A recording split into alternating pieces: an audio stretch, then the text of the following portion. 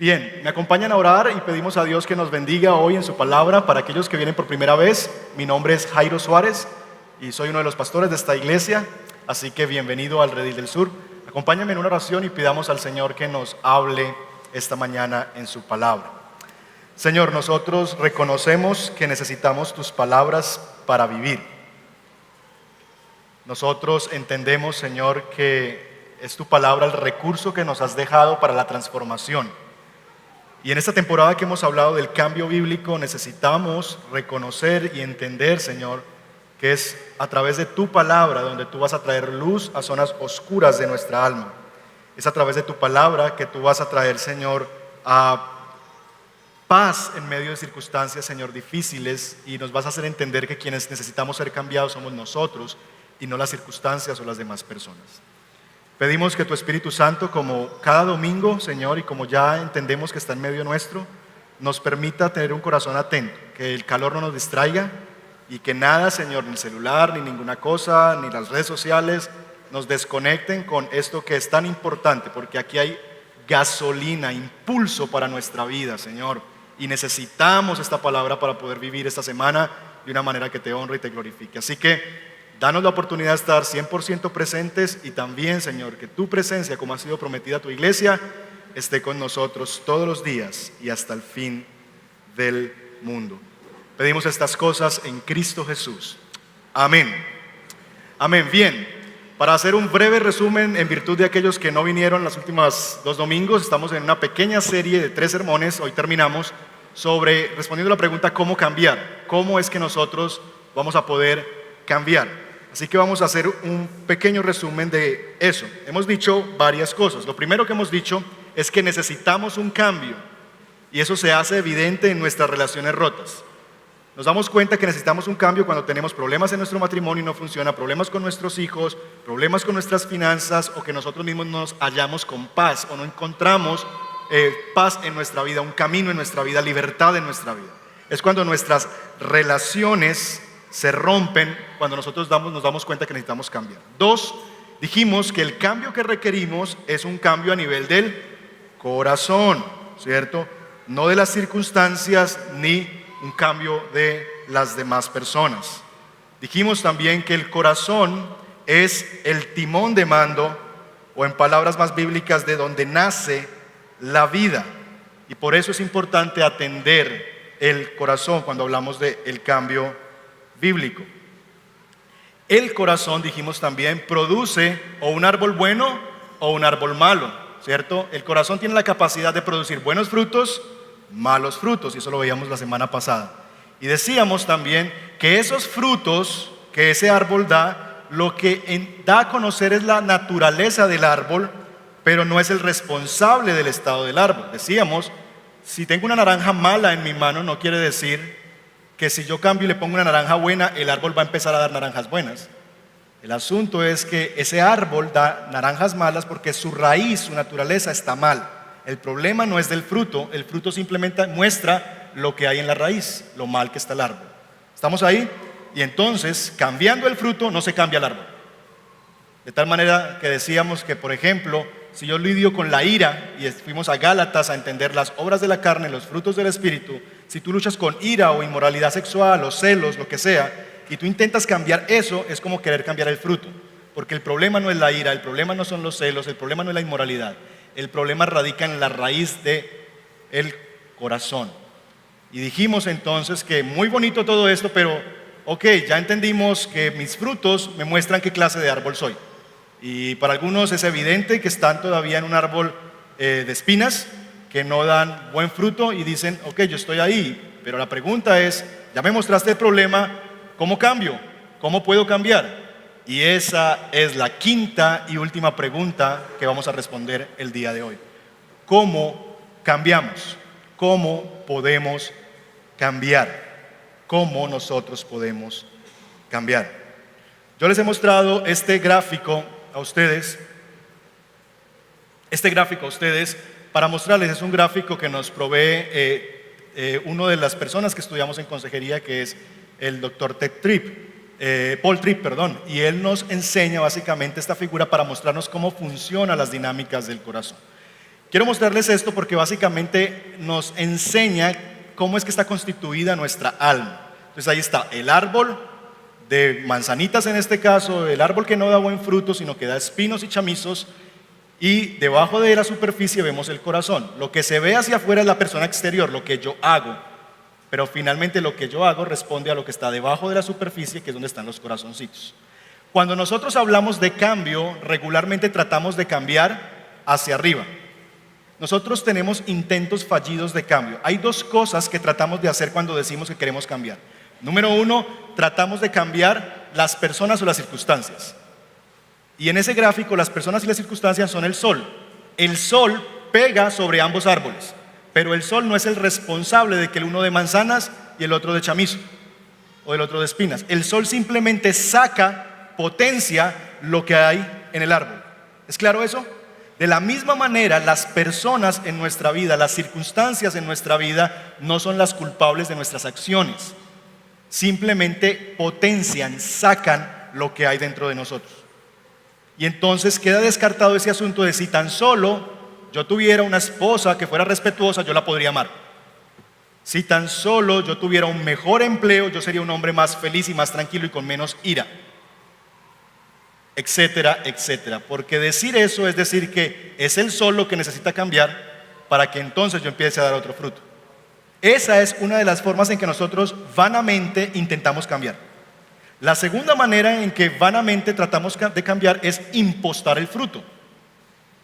Y es que entendemos, y yo les contaba la analogía, que es como tener un arbolito malo y no da buen fruto, y yo me cansé de que ese mango no dé buenos mangos, sino tiesos, duros, feos, y yo me voy para el éxito y compro mangos Tommy de esos gigantes, y compro unos 15 mangos de eso, y me voy feliz a mi casa y cojo cinta transparente y se los pego.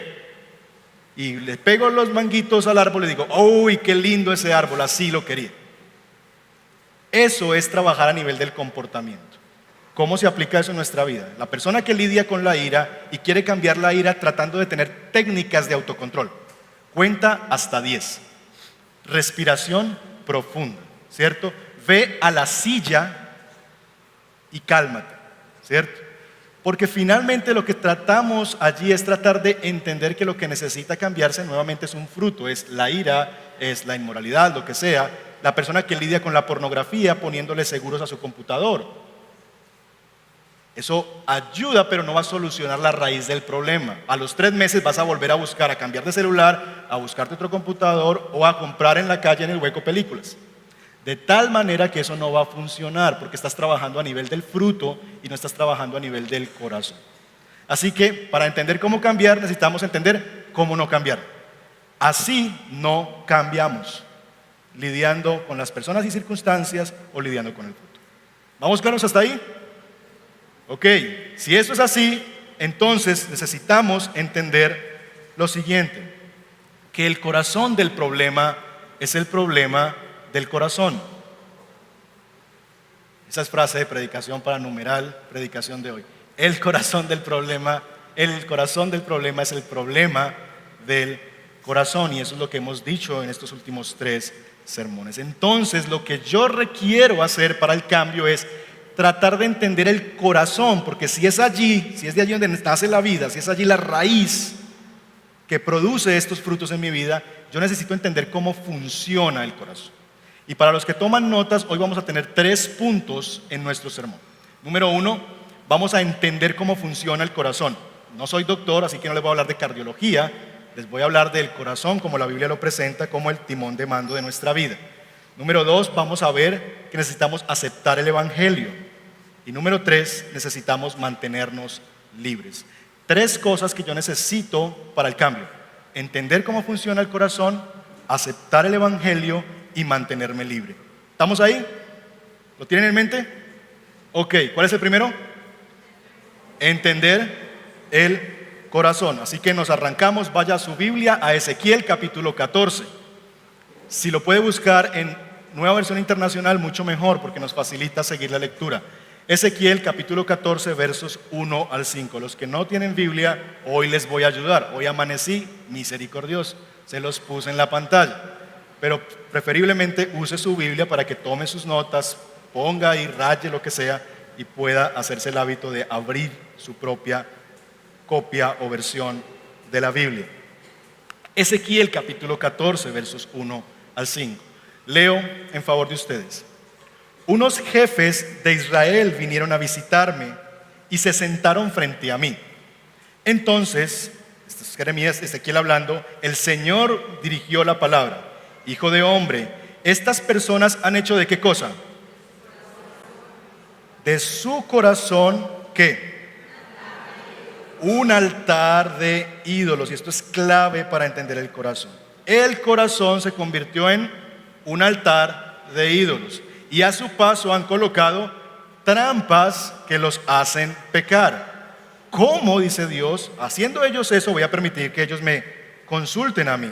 ¿Cómo lo voy a permitir?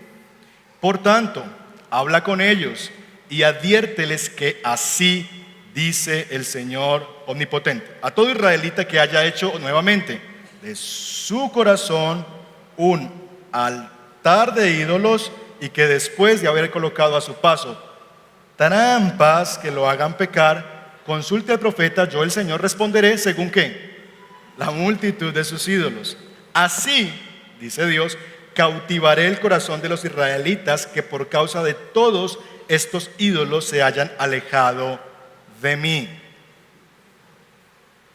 El corazón es un trono. El corazón es el timón de mando de nuestra vida. Y ese trono que se llama corazón, escúcheme bien, nunca está vacante. Nunca ese trono está vacío. Siempre hay alguien que está sentado en ese trono llamado corazón.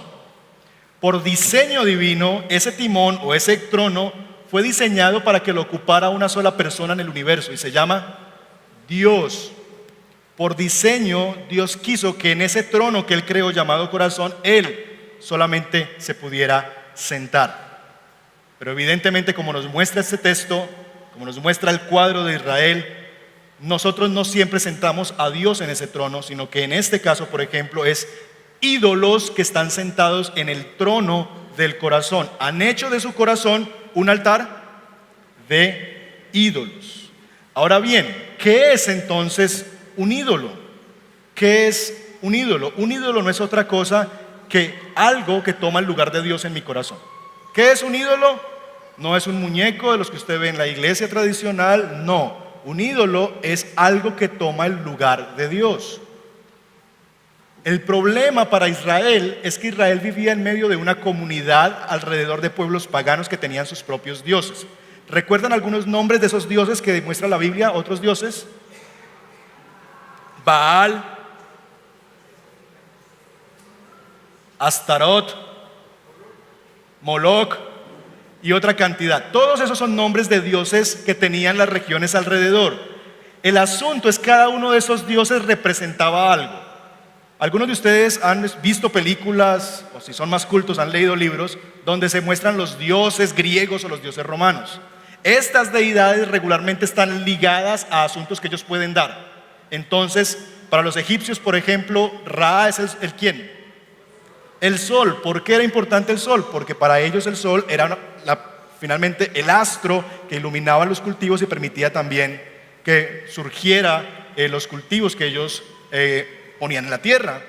También para otros el dios de la fertilidad, la diosa de yo no sé qué, el dios del vino, el dios de etcétera, etcétera, etcétera. Finalmente el dios era simplemente una representación de algo que yo quiero tener. Igualito a como pasa en nuestra cultura. Si usted quiere conseguir novio, órele a San quién. Ay, ¿cómo saben? Díganle a las muchachas por ahí, no metas. Pero si usted quiere conseguir novio, órele a San Antonio. ¿Ellos adoran a San Antonio? No. San Antonio representa un deseo que yo tengo. Y entonces el ídolo se convierte en la representación de mi deseo. Esto es lo que yo quiero, entonces voy a adorar a ese ídolo. El pueblo deseaba lluvia, iba al Dios de la lluvia, comida al Dios de la comida, placer al Dios del placer, victoria en la guerra al Dios de que da la victoria en la guerra. El ídolo, mis hermanos, es aquello que yo amo, aquello que yo deseo más que a Dios y por lo cual estoy dispuesto a hacer lo que sea para obtenerlo. Un ídolo es aquello que yo amo más que a Dios, aquello que representa lo que yo más deseo en esta vida y por lo cual estoy dispuesto a dar cualquier fruto en razón a que eso lo deseo tanto que estoy dispuesto aún a pecar contra Dios. Eso, en otras palabras, es lo que yo les he mencionado en una frase que dice lo siguiente: hago lo que hago. ¿Por qué hago lo que hago? ¿Por qué soy celoso, celosa, sufro de ira, vivo en inmoralidad sexual, soy envidioso, egoísta, avaro, lo que sea? ¿Por qué? Porque quieres lo que quieres. ¿Y yo por qué quiero eso? Porque siento que necesito eso y que eso me hace bien. Así funciona el corazón. El corazón funciona basado en deseos. Deseamos algo tanto que estamos dispuestos a construir ídolos en nuestro corazón, a levantar altares a ídolos a nuestro corazón para conseguir las cosas que tanto deseamos. Y entonces, porque deseamos tanto esto, terminamos haciendo lo que hacemos. Hago lo que hago porque amo lo que amo y amo lo que amo porque siento que lo necesito y me hace bien. ¿Se lo aprendió? ¿No? Hago lo que hago, ¿por qué? Porque amo lo que amo. ¿Y por qué amas lo que amas? Porque sientes que eso lo necesitas y que te hace bien. ¿Vamos ahí? Me amo tanto a mí mismo, por ejemplo, que merezco más de lo que Dios me ha dado. Necesito eso y me hace bien. Eso que Dios no me ha dado lo necesito y me hace bien. Entonces, estamos viendo más o menos cómo funciona ese ciclo. Y al final de cuentas, el ídolo del corazón, la idolatría, radica en esta expresión. Yo me hago un ídolo cuando entiendo que hay algo que yo necesito y me hace bien. ¿Saben por qué es un ídolo? Ese es el nivel de idolatría, cuando llegamos a saber qué es eso que yo creo que necesito y me hace bien. Porque la única cosa que yo necesito y es mi bien en la vida se llama Dios. De tal manera que si hay algo que yo entiendo que lo necesito con todas mis fuerzas y algo que me hace bien fuera de Dios, y que sin eso no tengo el bien en mi vida, no puedo ser feliz si tan solo tú no me amas, si tan solo yo no viajo por el mundo, si yo no soy rico, si yo no tengo una empresa, o si mis hijos tal cosa, o si mi esposa o mi esposo, entonces yo jamás podré ser feliz y disfrutar de la vida. Finalmente lo que muestra eso es que has convertido tu corazón en un altar de un ídolo maloliente, inmundo, dicen otras versiones. Nuestro corazón es una máquina de deseos. ¿Cómo funcionan esos deseos? ¿Cómo funciona ese ciclo? Quiero mostrarles un gráfico, no sé si ustedes lo ven muy bien, pero básicamente déjenme explicárselos. ¿Cómo funciona y por qué nosotros luchamos tanto y tenemos tantos conflictos? Tenemos tantos conflictos porque tenemos deseos. Todo comienza con un simple deseo. Yo quiero, mira la palabrita, yo quiero. Yo quiero, por ejemplo, he trabajado muy duro esta semana y yo quiero un poco de descanso. Tan solo un poco de descanso. Ese deseo que se empieza con un quiero termina convirtiéndose luego en una exigencia. Y entonces el punto es, no solamente que yo quiero descansar, sino que yo voy a descansar. Yo voy a darme algo de relax, de placer, porque he trabajado muy duro. Yo me parto el lomo por mi casa y en mi casa parece que no lo reconocen. Así que es que yo voy a descansar porque lo necesito, una exigencia, luego se convierte en una necesidad. Es que yo debo descansar, debo darme algo de placer, debo darme algo de confort, debo estar algo relajado en esta situación. Y ese debo termina después convirtiéndose en una expectativa. Tú tienes que proveerme a mí ese placer, ese descanso, ese relax. El punto es que pasó de ser un deseo a ser una expectativa que yo tengo que alguien más me pueda proveer o que yo necesito proveerme de alguna manera. Y cuando eso no ocurre, llega la decepción. No lo hiciste. No fuiste capaz de tenerme la comida caliente cuando yo llegara, de hacerme masaje en los pies. No fuiste capaz de llamarme tan pronto llegaras al empleo. Eso es porque tal vez hay alguien más. Y empezamos finalmente a caer en una decepción. Y como tú no lo hiciste, entonces ¿sabes cuál es nuestra respuesta?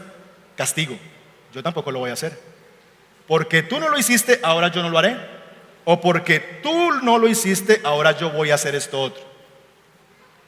Y así finalmente terminamos convirtiendo un simple quiero a un asunto que nos gobierna la vida y de lo cual estamos dispuestos a hacer lo que sea para obtenerlo. Así funcionamos nosotros. Yo necesito seguridad de que ella no me engaña. Esa es la necesidad. Yo necesito seguridad. El problema no son los celos. El problema es el ídolo llamado seguridad. ¿Qué es lo que produce? Hay muchas cosas que producen los celos, pero una de ellas, una de las raíces puede ser que hay un asunto de yo necesito seguridad. Yo necesito la certeza de que ella no me engaña. Y este es un deseo, pero cuando ese deseo te domina y estás dispuesto a pecar para alcanzar ese deseo, entonces has creado un ídolo en tu corazón.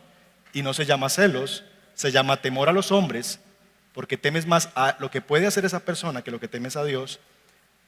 Pues se puede llamar seguridad, porque estás buscando tú estar seguro y tener sensación de seguridad por tus medios cuando no puedes alcanzar eso.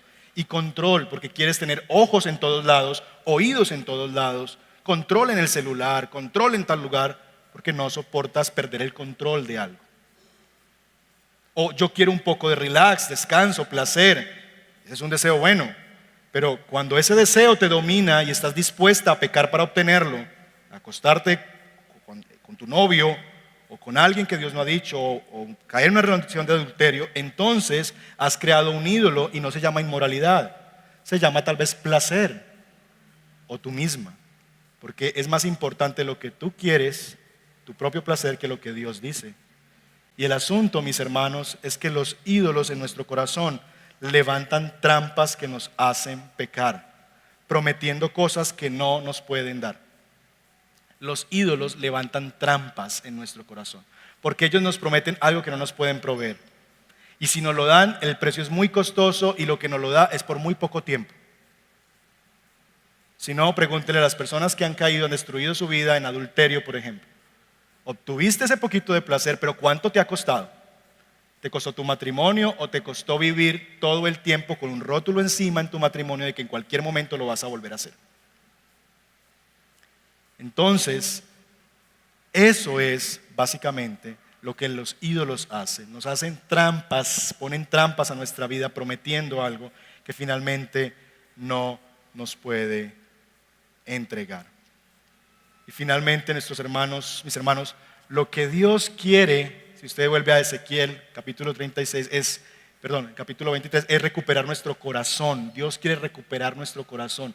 Así cautivaré el corazón de ellos, porque Dios lo que quiere recuperar de nosotros es nuestro corazón. Y el llamado que hace en el versículo 6 del texto que leímos de Ezequiel es: arrepiéntanse y vuélvanse a Dios. Así funciona nuestro corazón. Ahora bien, usted tiene este marco aquí y usted dice: esta es tal vez la situación, esta es la situación en la que yo vivo, pero yo quiero pasar aquí. Yo quiero brincarme aquí. ¿Qué hago? ¿Cómo hago para pasar aquí? Evidentemente, como ustedes ven aquí, hay un gran abismo. Es muy diferente esto que está acá a esto que está acá. Muy diferente. Y hay un gran abismo. Hay algo que lo divide. Y el asunto es: ¿cómo entonces paso de esta realidad a esta otra realidad? ¿Cómo puedo cambiar? ¿Cómo puedo yo ser diferente? El gráfico cambia y ese abismo entre mi vida dando solamente frutos malos y obras de la carne y el árbol dando buenos frutos simplemente se puede atravesar a través de la cruz de nuestro Señor Jesucristo. La cruz de nuestro Señor Jesucristo. Y ahí va nuestro segundo punto. Necesitamos aceptar el Evangelio. Aceptar el Evangelio. Y eso es darme cuenta de que yo lo que necesito es un cambio de corazón. Y hay una promesa preciosa en Ezequiel capítulo 36, versos 24 al 27. Usted va a ir buscándolo en su Biblia, Ezequiel 36. Cuando Jesús llega y anda por las calles de Galilea, Jesús expresa esto que es una promesa de Isaías capítulo 61. Y dice que yo vendré a sanar los heridos de corazón. ¿Recuerdan eso? A proclamar el año agradable del Señor. Esa es una promesa de Isaías 61 y Jesús la dice. Él iba a venir uno que iba a sanar el corazón. Pero la promesa es mucho más profunda. Y en Ezequiel capítulo 36, versos 24 al 27, se nos describe esa promesa. Los sacaré de entre las naciones, dice Dios, hablando del futuro de su pueblo y de los suyos. Los reuniré de entre todos los pueblos y los haré regresar a su propia tierra. Los rociaré, ¿qué? ¿Y qué pasará? Los limpiaré de todas sus impurezas.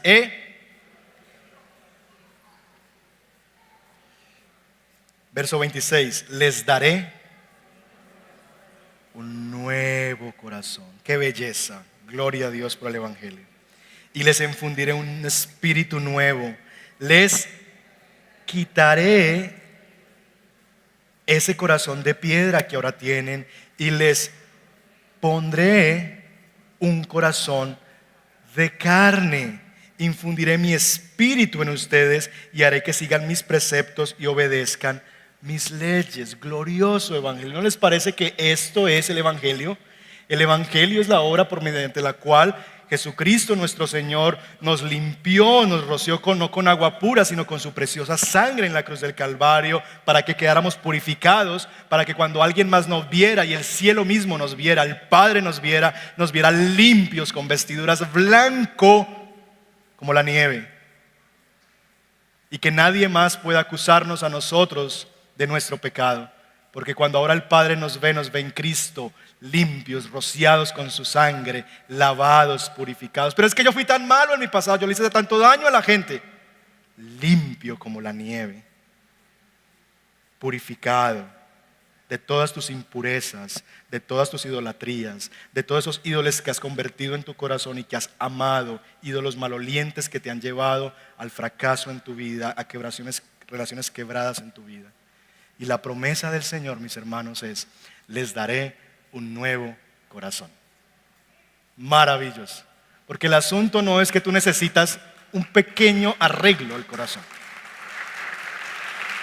Lo que tú necesitas es un nuevo corazón. Entender eso es entender el evangelio. Que esto no es una religión, que es que yo no vengo a la iglesia como para escuchar algo chévere, es que ese man habla chévere y me gusta, y en las canciones, ahora como pusieron ese sonido, esos bajos retumban, ahora sí es la iglesia que me gusta. No, eso no se trata de eso. Se trata de que tú entiendas que necesitas, para cambiar en tu vida y para tener una nueva vida, para que salgas de esa vida quebrada hacia ti mismo, donde no encuentras sentido a tu propia vida, donde estás llevándote por el precipicio. Medité, por el precipicio tu familia, tu esposa, tus hijos, y que necesitas entonces algo que cambie radicalmente tu vida, y eso se llama un nuevo corazón. Y para que eso pase, tiene que pasar algo. Hay algo que Dios tiene que quitar y hay algo que Dios tiene que poner.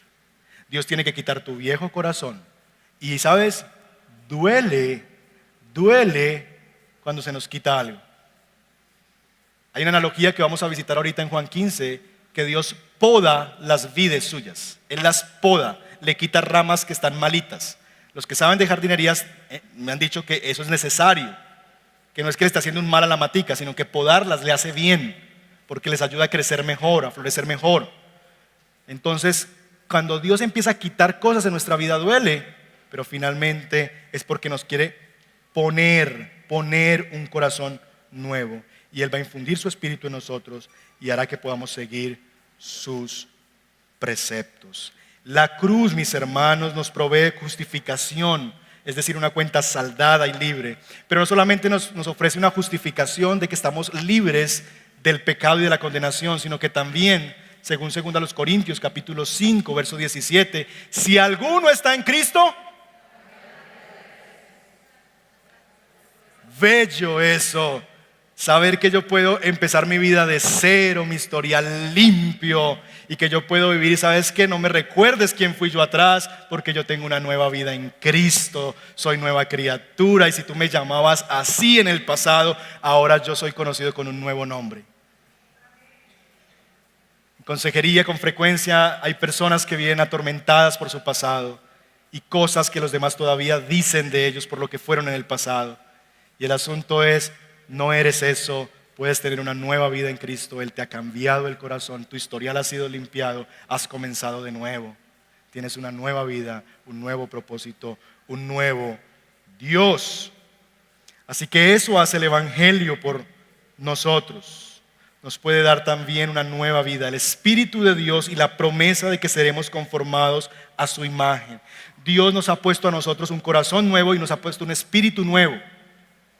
El Espíritu de Dios vive en ti, dentro de ti, y Él es el que va a trabajar en ti para que puedas llevar los frutos que tanto anhelas: amor, gozo, paz, paciencia, bondad, mansedumbre, templanza, benignidad. Todas esas cosas que tanto anhelas en tus relaciones, en tu vida, en tu corazón. El Espíritu de Dios que está dentro de ti está haciendo ese trabajo. Así que, mis hermanos, nosotros tenemos la esperanza de que podemos cambiar. ¿Por qué? Porque tenemos un nuevo gobernante en el corazón y porque tenemos una nueva naturaleza. Se nos ha cambiado un corazón con un nuevo trono, y ese nuevo trono es el trono que tiene el tamaño de Dios, y Él se ha sentado allí y va a luchar por nuestra alma y por nuestro corazón. Así que, ¿cómo cambiar? El Evangelio, la cruz, arrepentirte de tus pecados y abrazar el Evangelio, que es lo único que te puede dar un nuevo corazón, lo único que te puede dar una nueva identidad, lo único que te puede dar unas cuentas saldadas, lo único que te puede dar una nueva vida, un nuevo nombre, una nueva razón de vivir: el Evangelio de Jesucristo. Ahora bien, tal vez usted pueda decir: sí, pastor, yo ya reconocí eso y yo entiendo que necesito un nuevo corazón. Sin embargo, todavía veo que hay algunas espinas que salen de mí, obras de mi carne que yo no puedo dominar. ¿Cómo hago entonces, ya que tengo una nueva vida, para vivir en esta libertad que Dios me ha llamado? Y el tercer paso y punto de nuestro sermón es: mantente libre.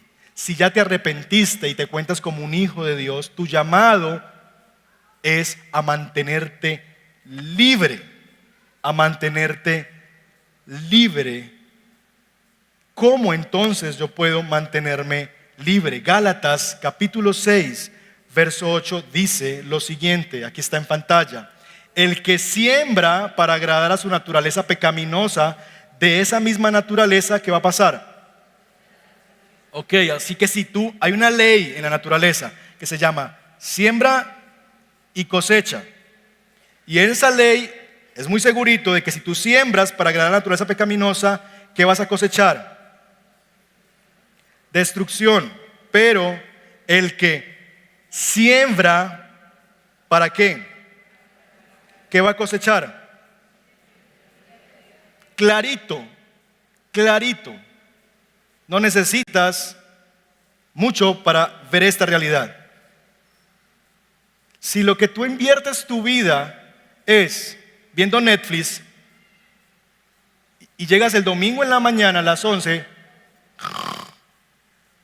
roncando porque te acostaste a las 3 de la mañana viendo toda una temporada de Netflix, mi amigo, mi amiga, tiene todo sentido que tu vida esté como esté. Porque si vas a seguir sembrando para tu carne y no para el espíritu, vas a seguir viviendo de esa manera. Si sigues sembrando para tu carne y no para la vida del espíritu, tiene toda razón que el fruto que sigas dando sea el mismo que estás dando. La responsabilidad del creyente no es producir el fruto. Tú no tienes que esforzarte por ser una persona amorosa, gozosa, paciente. No tienes que hacer fuerza y pujar por eso. Como el árbol de naranjas no tiene que pujar por naranja. No, así no funciona. Su naturaleza le lleva a dar naranjas. Lo que tiene que hacer el creyente es más bien cultivar la vida en el espíritu. Cultivar una vida donde se haga evidente que eso que dice que es Dios la persona más importante en su vida sea traducido en cómo invierto mi tiempo, cómo invierto mi dinero, cómo invierto en mis relaciones, a quién le digo sí a una amistad, a un noviazgo, a quién le digo no, con qué personas hablo, qué películas veo, qué series no veo, cómo crío a mis hijos, qué les digo, qué no les digo. Así, cultivando la vida en el espíritu. Ahora bien, la pregunta es, ok, entiendo, ¿y eso cómo se hace? ¿Cómo me convierto en un buen cultivador de la vida en el Espíritu?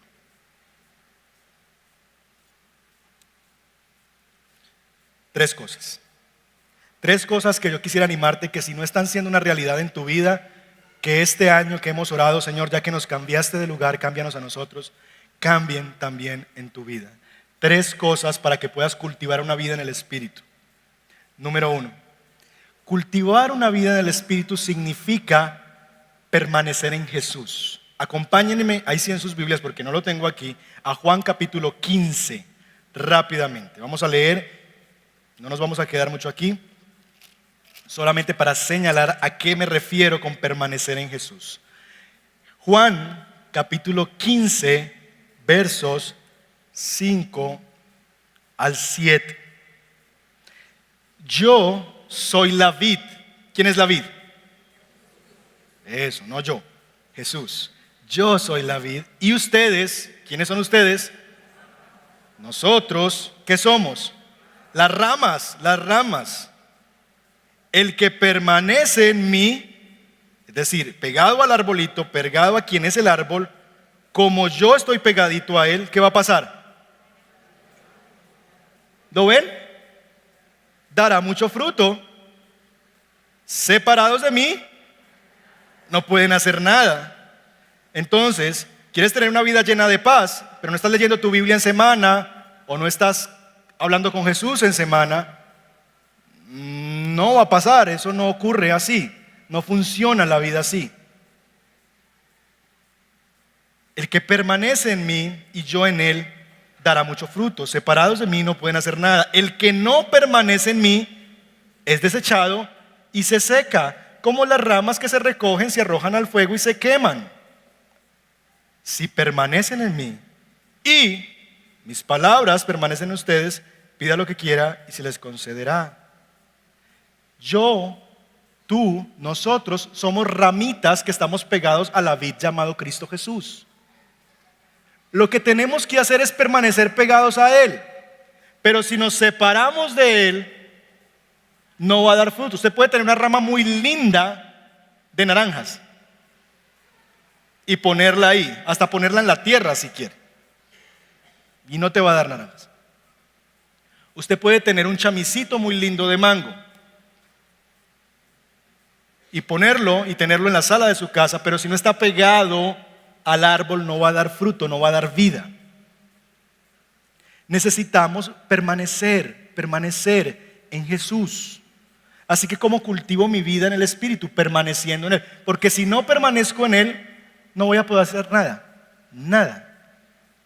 Y por eso muchos de nosotros somos cristianos de 20 años que hemos repetido el primer año 20 veces. Y no avanzamos en nuestra santificación y todos los años es la misma cosa. Dice, pero vamos a aprender la lección. Y trabados ahí. Finalmente, porque si le preguntamos a esa persona, y esa es una pregunta de grupos pequeños de rendición de cuentas, ¿en qué estás en tu devocional? ¿Qué estás leyendo tu Biblia? ¿En mi qué? No, pastor, pues el domingo fue muy chévere la predicación. No. Permanecer, no visitar a Jesús. Permanecer en Jesús.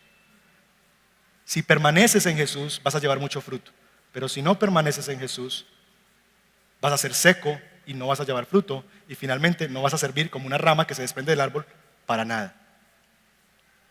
Mis hermanos, el asunto de nuestra vida se resume en lo siguiente.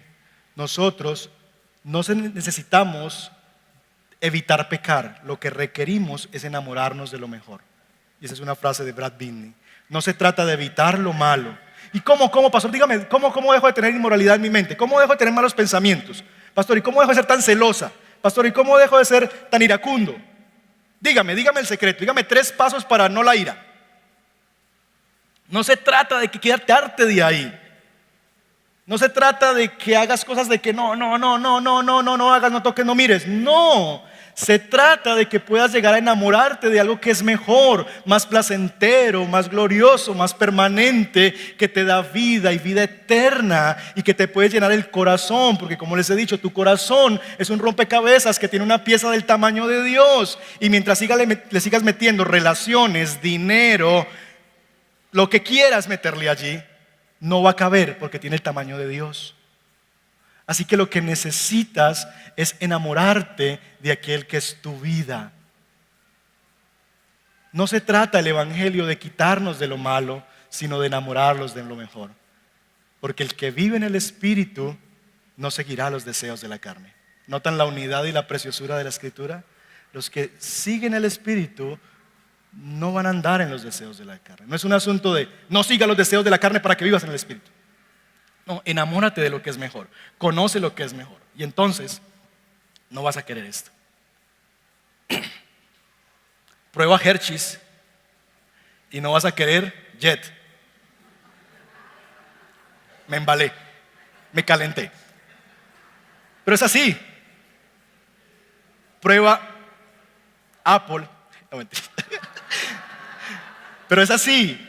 El punto es que enamorándonos de lo mejor, no vamos a sentir la necesidad de ir a lo otro. Así que, ¿cómo cultivo la vida del Espíritu? Permanece en Jesús. Bueno, ¿y qué significa permanecer en Jesús? Ahí lo dice el verso 7. Si permanecen en mí y mis palabras permanecen en ustedes. Permanecer en Jesús es permanecer en las palabras de Jesús.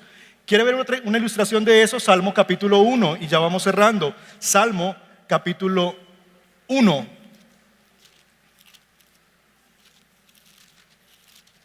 Ustedes lo conocen. Bienaventurado el hombre que no sigue el consejo de los malvados, ni se sienta en la senda de los pecadores, ni cultiva, subraya esa palabra, cultiva la amistad de los blasfemos. Si no cultiva eso, ¿qué hace ese hombre que es tan feliz? ¿Qué cultiva?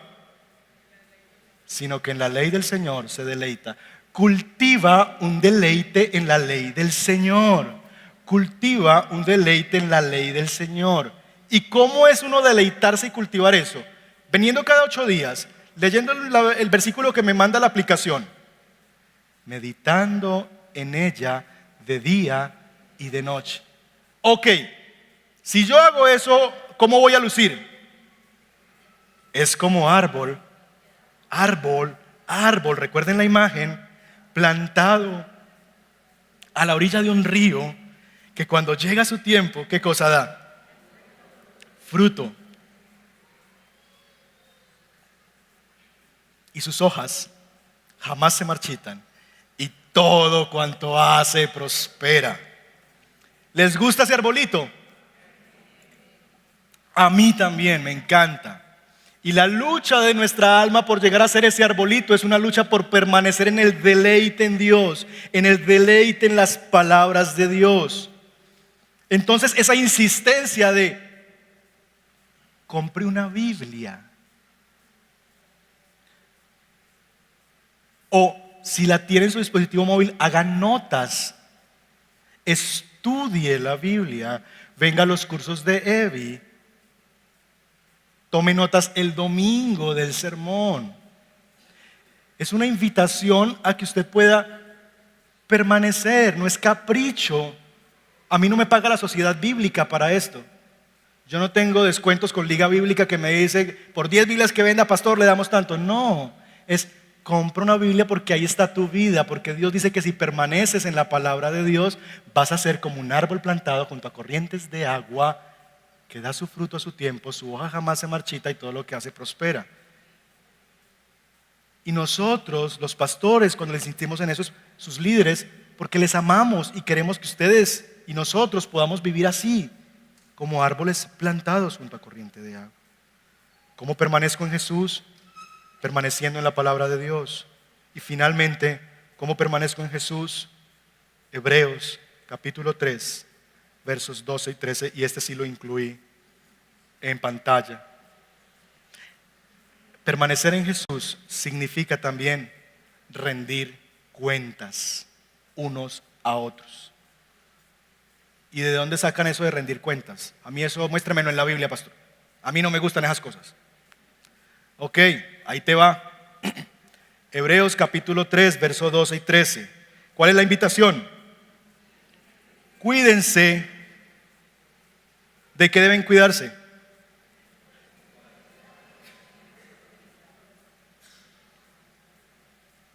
¿Notan? Corazón. Un corazón pecaminoso e incrédulo.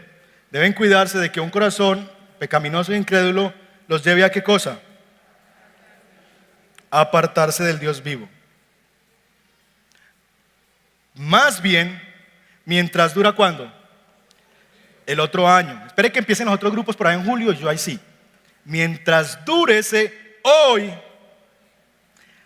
¿qué cosa es el llamado? Anímense unos a otros cada día. ¿Para qué? Para que ninguno de ustedes se endurezca por el engaño del pecado. ¿Sabe qué hace el pecado?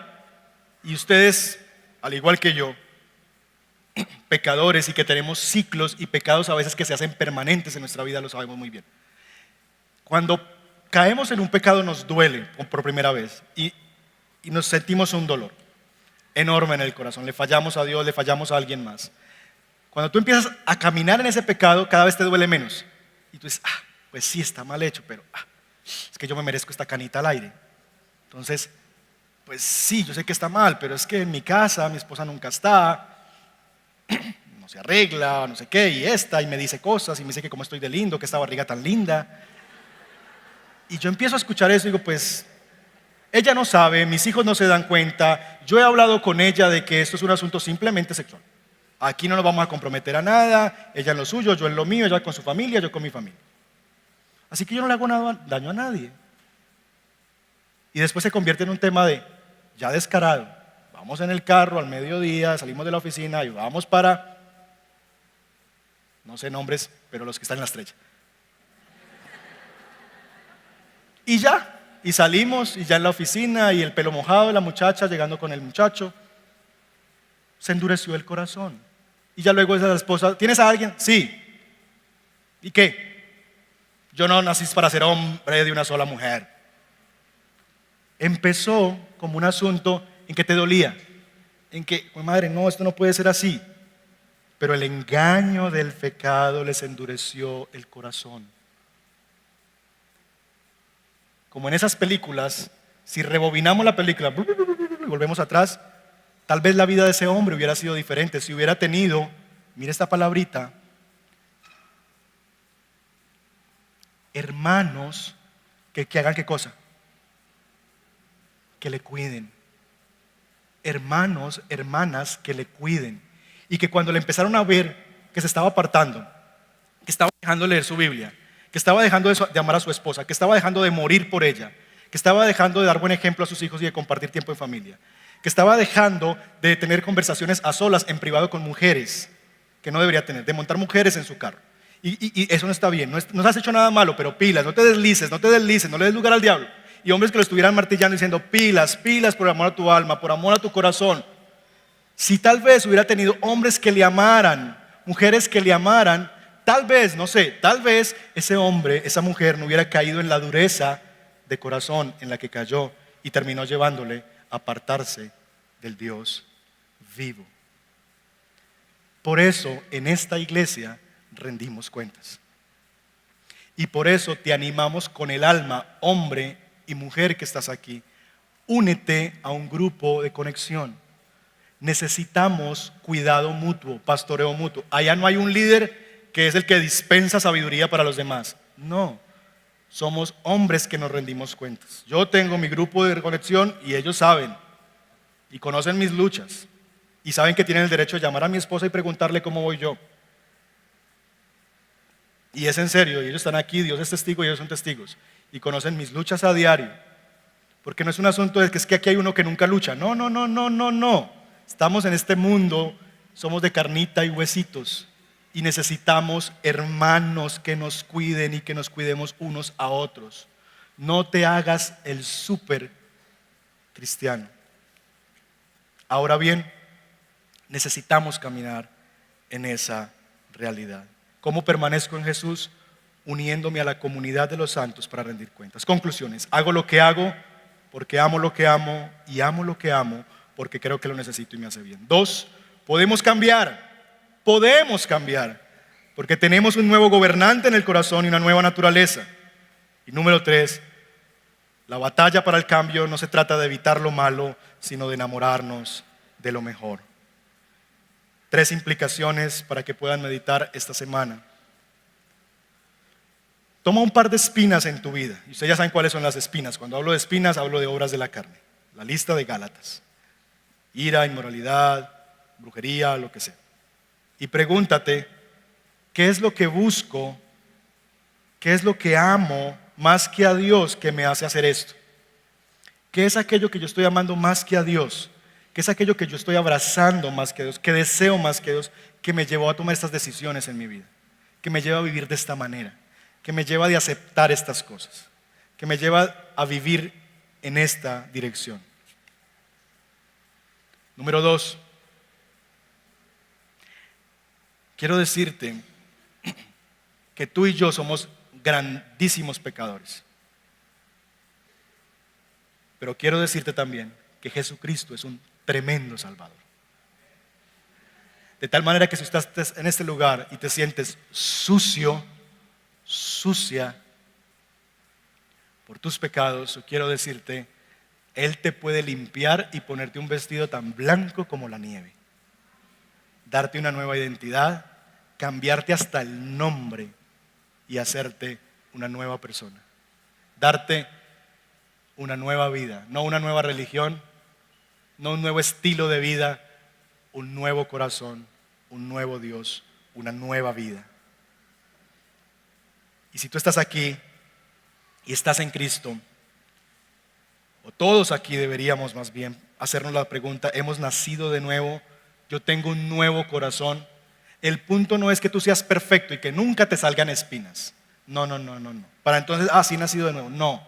El asunto es, si tú estás viviendo de una manera en que todavía estás luchando contra el pecado y no estás abrazando y amando el pecado. Si todavía estás en un asunto de no estás luchando con Dios y lo que Dios dice que debe ser, sino que tú dices, yo sé que es lo mejor para mí, que lo que Dios dice es verdad, sin embargo, batallo con esto. Está bien, pero si tú estás en un asunto donde te deleitas en el pecado, donde ya no te duele el pecado, donde te deleitas en él y donde te preguntas si está bien o mal, tal vez lo que te está mostrando eso es que necesitas un cambio de corazón. Esta es mañana de salvación para ti. Y finalmente, tu llamado es a permanecer en Jesús. ¿Qué estás haciendo para permanecer en Jesús? ¿Qué estás haciendo para permanecer en Jesús? ¿Estás leyendo la palabra? ¿Estás teniendo devoción privada con Dios? ¿Estás teniendo devoción pública con tu iglesia? ¿Estás viviendo en grupos de conexión? Y miren, yo quiero ser sensible a esto. Yo sé que es difícil uno oírle hablar de la vida de uno a otro. A nadie le encanta. Pero la analogía que me parece más adecuada para eso es, tú estás frente al televisor y tienes el control. Y estás viendo, como esta tarde espero hacerlo, ver NFL, ¿cierto? Fútbol americano. Y tú estás ahí en tu sillón con tus papitas o tus chicharrones de todito y tu Coca-Cola. Es el plan. Y tú estás ahí frente al televisor, pantalla grandísima, y estás ahí, y pasa tu esposa y te coge el control y te apaga el televisor. ¿Tú qué haces? ¿Te pones feliz? Te da una ira mala. Te da ira mala. Y quisieras ahorcarla. Ahora bien, ¿por qué te dio ira? Porque te incomodaron. Te incomodaron. El asunto es que si tú quieres estar cómodo, no te inscribas a un grupo. Si lo que quieres es comodidad, sigue con el control frente al televisor. Pero si lo que quieres es crecer en Cristo y ser un discípulo del Señor, necesitas de otros. Y necesitas abrir tu vida a que otros te cuiden y cuiden de tu alma. En la comodidad nadie crece. Por eso necesitamos adolecer, los adolescentes, y sufren cuando crecen, porque crecer duele, es incómodo, es fastidioso, nos fastidia a los adolescentes, les fastidia el mundo, la vida. ¿Cómo está? Bien. ¿Qué te gusta? Nada. Están así, les está doliendo crecer porque no se hallan, no son grandes, no son niños, no son nada. Y les duele, es incómodo, pero están creciendo. Crecer duele. Si quieres seguir en tu sillón con tu de todito y tu Coca-Cola viendo fútbol americano, adelante. Pero si quieres crecer, permite que te incomodemos y únete a un grupo de conexión. Cambia de hábitos. Todo es difícil antes de ser fácil. Ay, pastor, pero es que yo leo la Biblia y me da un sueño. Me sale el tolimense. Sí, pero si la lees a las 11 de la noche, pues con toda razón, a mí también me daría mucho sueño. Y es difícil a veces, no entiendo nada. Arranca por Salmos. No pretendas entender Apocalipsis cuando ni siquiera los Salmos te dan lidia. Arranca por Salmos, léete uno a diario. Proverbios tiene 31 capítulos, lee uno cada día. Toma notas, comparte un versículo en tus redes, algo, medita en él, ponlo en el carro, ve las predicaciones en YouTube, repásalas, no sé, baja una aplicación, haz cosas que te mantengan en eso. Y eso que es difícil se va a convertir en fácil. Mis hermanos, es mi esperanza y oración que podamos como iglesia seguir creciendo y avanzando en nuestro cambio. Esta serie tuvo un macro objetivo y es: Señor, ya que nos cambiaste de lugar, cámbianos a nosotros. Y es nuestra oración como pastores de esta iglesia que eso sea una realidad y que esta iglesia haga evidente que Dios es el centro en cómo viven sus miembros y que cuando otros vengan y nos vean, digan: ahí está Dios en medio de ellos. Y que digan: hey, yo quiero tener un matrimonio como usted lo tiene. ¿Qué hizo? ¿Cuál es el secreto para ese matrimonio así? Y sus hijos, ¿por qué son así? Responden así. Y que digan: no, no hay secreto, es la palabra de Dios. Es guiarlos en el temor del Señor. Le creímos a Dios y creímos que lo único que nos iba a cambiar era Dios. Y nos pusimos en las manos de Dios. Y Dios es el centro de nuestra vida. Y decidimos hacer todo lo que sea a nuestro alcance porque Él se sentara en el trono. No hay más, no hay secreto, no es hacer fuerza, es exponernos a los medios de gracia, cultivar la vida en el Espíritu para vivir entonces una vida en el Espíritu. Quiera Dios que haga de esta iglesia, de esta congregación, una iglesia que haga a Dios el centro de sus vidas.